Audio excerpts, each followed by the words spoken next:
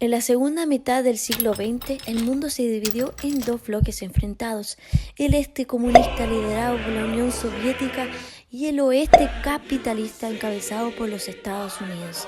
Esta división dio lugar a una competencia feroz en diversos ámbitos, incluida la carrera armamentista. Para entender mejor las dinámicas detrás del colapso soviético, es crucial analizar cómo los gastos de defensa y las competencias militares jugaron un papel fundamental. La Unión Soviética fue una potencia con los pies de barro, si se puede decir así, porque había concentrado buena parte de todo lo que eran sus inversiones, todo lo que era, digamos, su potencial económico en la competencia con Estados Unidos, en el plano armamentístico, en el plano de la carrera espacial, de la carrera nuclear y qué sé yo, pero eso a costa de mantener en un nivel de vida muy bajo a la mayoría de su población, sin invertir lo que correspondía en bienes de consumo y todo lo demás. Desde el fin de la Segunda Guerra Mundial, la Unión Soviética invirtió enormes recursos en su aparato militar. La Guerra Fría fue una lucha ideológica y tecnológica que exigía una constante demostración de poderío militar, pero esta inversión tuvo un costo altísimo. Así como en Estados Unidos, ¿cierto? Sabemos que se tomó forma el Silicon Valley y tomó un inmenso desarrollo y todo lo que tiene que ver con la computación. Eso no se dio en la Unión Soviética, que se fue quedando atrás. Ya en la década de 1980, los soviéticos se encontraban en una situación precaria. La economía estaba estancada y la carga de mantener una paridad militar con Estados Unidos era insostenible. Por ejemplo, los esfuerzos para igualar el programa de la Iniciativa de Defensa Estratégica, conocido como Guerra de las Galaxias, resultaron ser una presión adicional sobre sus recursos. My fellow Americans, thank you for sharing your time with me tonight. Pero, ¿cómo afectaron estos gastos a la población civil? Los enormes gastos en defensa drenaron recursos vitales que podrían haberse utilizado para mejorar la calidad de vida de los ciudadanos soviéticos. Mientras que Estados Unidos tenía una economía más robusta y diversificada, capaz de soportar tales gastos, la economía planificada soviética no pudo soportar la misma carga sin tener consecuencias graves. Empieza a notarse una cierta debilidad en el gobierno central soviético cuando asumió Gorbachev fundamentalmente. Rápidamente empiezan a tomar fuerza estos movimientos nacionales y eso contribuyeron también de manera decisiva a producir la desintegración de la Unión Soviética. Además, los problemas internos se agravaron. El sistema de planificación centralizada fue ineficiente y no pudo adaptarse a las nuevas realidades económicas. Esto, sumado a la creciente competencia militar, aceleró el colapso económico. Es muy poco probable que un régimen tan totalitario, contrario a las libertades, a todo lo que conocemos nosotros acá en Occidente, que es la democracia liberal, se mantuviera. ¿Por qué? Porque la economía estatista es un fracaso. Eso ha sido mostrado en todos lados. Se preguntarán, durante ese tiempo, ¿cómo reaccionó la dirigencia soviética? Los líderes soviéticos como Mikhail Gorbachev tuvo la lucidez al intentar de salvar el sistema, haciendo lo que los chinos lograron hacer 15 años antes de Mikhail Gorbachev. intentaron implementar reformas para revitalizar la economía. La perestroika y la glasnost fueron intentos de abrir y reestructurar el sistema, pero lamentablemente llegaron demasiado tarde y con demasiada resistencia interna. Ok, hagamos una pausa y retrocedamos en 1985 en la Unión Soviética, cuando Mikhail Gorbachev creó las reformas, la perestroika y la glasnost. Para lograr esas medidas, Gorbachev asume como secretario general del Comité Central del Partido Comunista de la URSS en 1985. Fue un hombre muy distinto a sus predecesores, tal que optaba por una visión algo distinta. Solo soy un hombre común, con ideas simples. Él creía que se necesitaba una reforma que ayude a superar el estancamiento que padecen desde hace una década.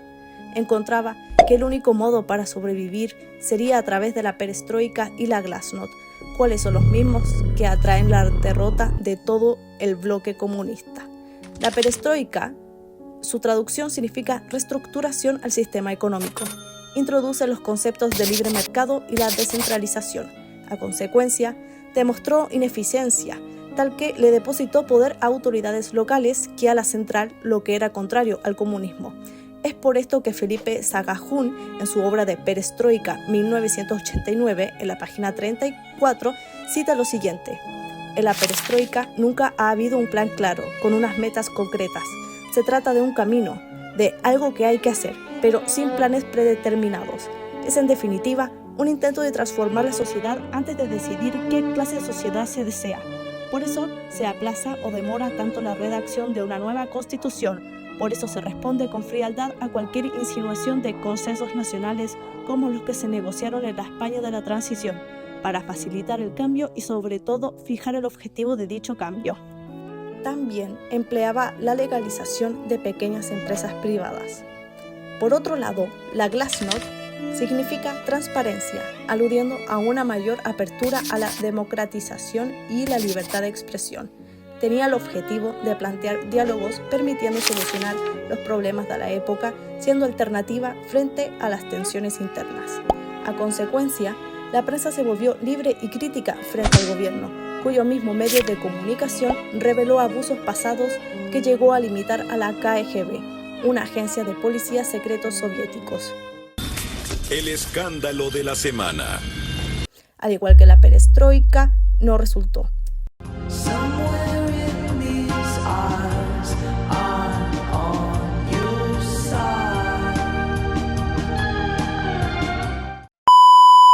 Es así como Gorbachov impulsó a través de sus reformas la posibilidad de nacionalizar al bloque. Por consecuencia, hubo descontento y nacionalismo en masa dentro de la República. Quienes estaban bajo el mando de esta potencia comenzaron a mostrar autonomía e independencia. Al final, todo acaba siendo un efecto dominó internacionalmente. Es así como ocurrió la caída del muro de Berlín junto con las caídas de los otros regímenes comunistas. Ya llegado al 1991, Gorbachov renuncia, siendo la gota que rebalsa la URSS y la disuelve completamente. No por algo existe la frase «siempre esperen lo inesperado». Sometidas al régimen soviético, se dieron cuenta que era todo un castillo de naipes y que esta cosa ya no tenía vuelta atrás. Entonces, estas medidas van a dar un poco de libertad, pero al mismo tiempo van a provocar el caos que va a dar como resultado la caída de la Unión Soviética. También la falta de transparencia y la corrupción endémica dentro del sistema soviético dificultaron cualquier intento significativo de cambio. Mientras tanto, los gastos militares seguían consumiendo una parte desproporcionada del presupuesto. Económicamente, la Unión Soviética hizo un aportó en un desarrollo económico inicial, pero que después no se sustentó en el tiempo y decayó hasta desaparecer.